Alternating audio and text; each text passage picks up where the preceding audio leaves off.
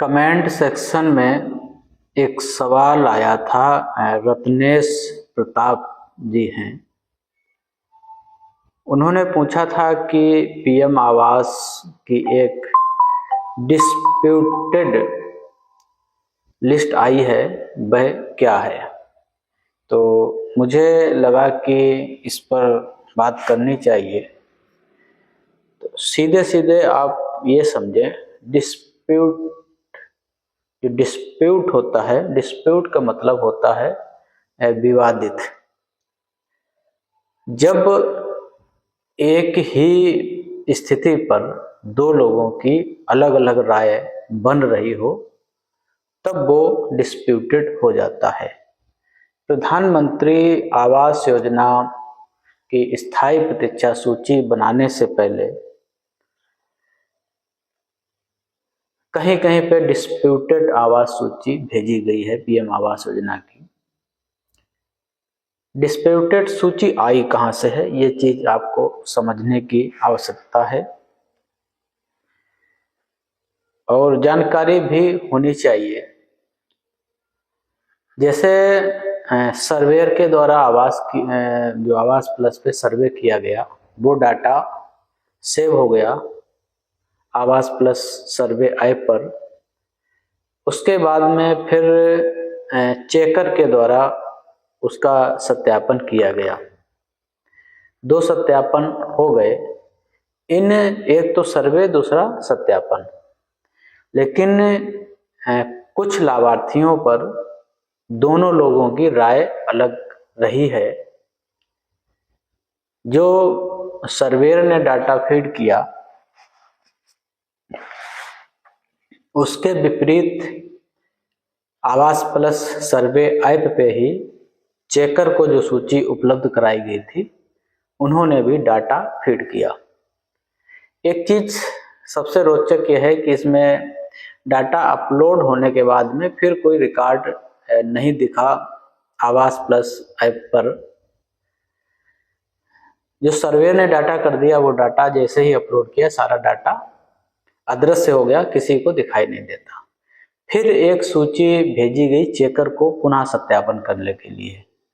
Checker को जो data उपलब्ध कराया गया, उसमें भी कई पॉइंट थे, तो उन पॉइंटों पर चेकर के द्वारा अपनी एंट्री की गई। स्थिति जैसे मकान की स्थिति है, आय की स्थिति है, कई उसमें बिंदु थे। लेकिन जब चेकर का डाटा भी वहाँ पे अपलोड हुआ, उस डाटे को सर्वेयर के डाटे से जब मिलान किया गया, तो दोनों तरह के डाटा अलग अलग पाए गए। तो यहाँ पे संदेह उत्पन्न होता है, जिसे डिस्प्यूट कहा गया है। डिस्प्यूटेड मतलब विवादित। चेकर का डाटा कुछ और है, सर्वेयर का डाटा कुछ और है। तो यहाँ पर संदेह उत्पन्न हो गया कि इस डाटे को पुनः सत्यापन की आवश्यकता है। अब अगर सरकार इस डिस्प्यूटेड सूची को पुनः सत्यापन के लिए किसी तीसरे व्यक्ति को देती है सत्यापन के लिए, तो उस व्यक्ति का जो उस पर निर्णय होगा, जो सर्वे होगा, वो फाइनल होगा। फाइनल इसलिए होगा, या तो वो पात्र लिखेगा उसे, या फिर उसे अपात्र लिखेगा। अगर अपात्र लिख रहा है तो फिर वो चेकर का और प्लस तीसरे व्यक्ति का सत्यापन, दो सत्यापन हो जाएंगे, जो एक बहुमत से ऊपर हो जाते हैं। मतलब 3 लोगों में अगर 2 व्यक्ति ये कह रहे हैं कि ये व्यक्ति अपात्र है, ये परिवार अपात्र है, तो फिर उसे अपात्र ही माना जाएगा।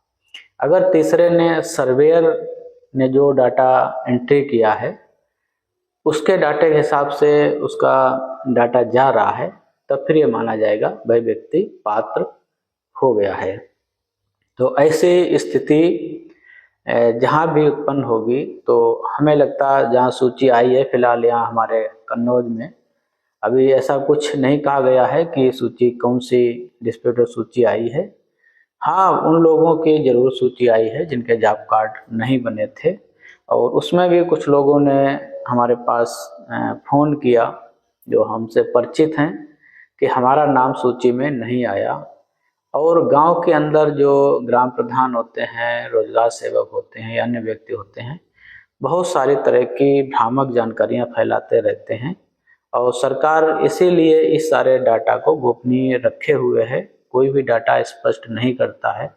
अगर कोई भी यूट्यूबर ये कहे कि ये सूची उपलब्ध हो गई है, आवास प्लस स्थायी प्रतीक्षा सूची आ गई है, या इस साइड पे चले जाएं, ये अपना आधार नंबर, ये सारी चीज़ें एंट्री करें, तो ऐसा कुछ वही नहीं दिखा, क्योंकि सारी सूची सारी अभी भी गोपनीय है, कहीं भी शो नहीं हो रही है, ना ही सरकार इसे।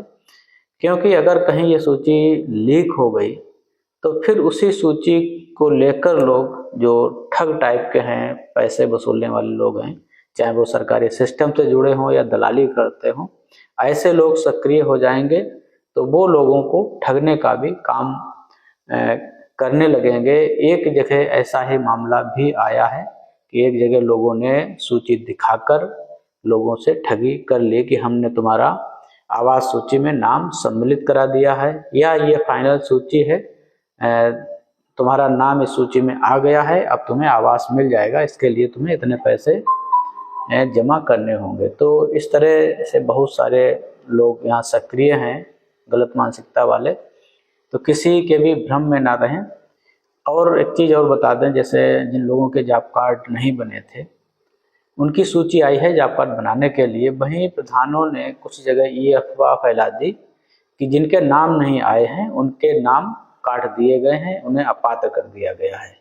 तो लोग ऐसा भी भ्रम फैला रहे हैं, वो लोग परेशान हैं। तो इसमें कहीं भी परेशान होने की ज़रूरत नहीं है, ना किसी की बात को माने, क्योंकि जो भी डाटा एंट्री किया गया है ऐप पे, उस डाटे को कोई डिलीट नहीं कर सकता है जब तक सरकार उसमें अलाउ नहीं करेगी।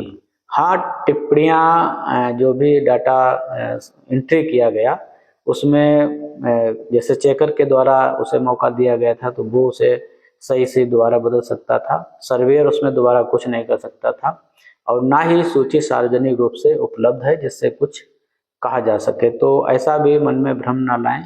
अगर कोई कहता है कि आपका नाम हटा दिया गया है, तो ये कहो कि ठीक है, हटा दिया गया, कोई दिक्कत नहीं, जब फाइनल सूची आएगी तब आपका नाम उसमें निकल कर आएगा। अभी सूची ही फाइनल नहीं हो रही है, तो पात्र अपात्र होने का मकसद ही कुछ नहीं निकलता है, तो सब बेकार की बातें हैं। चैनल को हमारे सब्सक्राइब कर लीजिएगा, वीडियो को लोगों को शेयर करिएगा। डिस्ट्रीब्यूटेड का मतलब हमने समझा दिया, और खासकर इंतज़ार करें, क्योंकि प्रतीक्षा सूची आने में अभी समय लगेगा।